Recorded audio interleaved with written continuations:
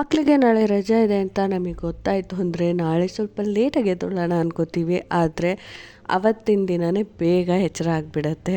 ದಾನ್ವಿ ಎದ್ಬಿಟ್ಟು ಬಂದು ನನ್ನ ಹತ್ರ ಆಟಾಡ್ತಾ ಇದ್ಲು, ಕಾಡಿಸ್ತಾ ಇದ್ಲು.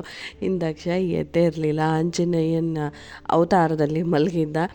ನನ್ನ ಹಸ್ಬೆಂಡು ದಾವಣಗೆರೆಗೆ ಹೋಗಿದ್ರು, ಕೆಲಸ ಇತ್ತು ಅಂತ ಅಂದ್ಬಿಟ್ಟು. ಅವರು ಬೆಳಗ್ಗಿನ ಜಾವ 4 ಗಂಟೆಲಿ ಬಂದು ಮಲಗಿದ್ರು. ಎದ್ಬಿಟ್ಟು ಡ್ಯೂಟಿಗೆ ಹೋಗೋಣ ಅಂತ ಬಟ್ಟೆ ತೊಳ್ಳೆ ಎಲ್ಲ ಮಲ್ಕೊಂಡ್ಬಿಟ್ಟಿದ್ರು. ಪ್ರತಿ ಸಲ ದಾವಣಗೆರೆಗೆ ಹೋದರೂ ಅವರು ರೊಟ್ಟಿ ಮಿಸ್ ಮಾಡ್ತಾರೆ, ತರ್ತಾನೆ ಇರ್ತಾರೆ.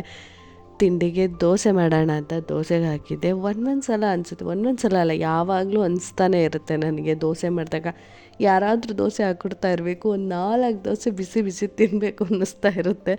ರಜೆ ಇದ್ದಾಗ ದಾನ್ವಿ ಅಮ್ಮ ಆರಾಮಾಗಿ ಕುತ್ಕೊ, ನಾನು ನಿನಗೆ ಕೆಲಸ ಮಾಡಿಕೊಡ್ತೀನಿ ಅಂತ ನನಗೆ ಕೆಲಸ ಮಾಡಿಕೊಡ್ತಾ ಇರ್ತಾಳೆ. ಆಫೀಸ್ಗೆ ಹೋಗ್ಬೇಕಂತ ಸೋಫಾ ಮೇಲೆ ಮಲಗಿದ್ರು, ಬಟ್ ಹೋಗಲಿಲ್ಲ, ವರ್ಕ್ ಫ್ರಮ್ ಹೋಮ್ ತೊಗೊಂಡ್ರು. ಇನ್ನು ದಾನ್ವಿಗೆ ಆಯಿಲ್ ಮಸಾಜ್ ಅಂದರೆ ತುಂಬಾ ಇಷ್ಟ. ದಿನ ಬಿಡು ದಿನ ತಲೆ ಸ್ನಾನ ಮಾಡಿ ಮಾರನೇ ದಿನವೇ ಆಯಿಲ್ ಮಸಾಜ್ ಮಾಡಿಸ್ಕೊತಾ ಇರ್ತಾಳೆ.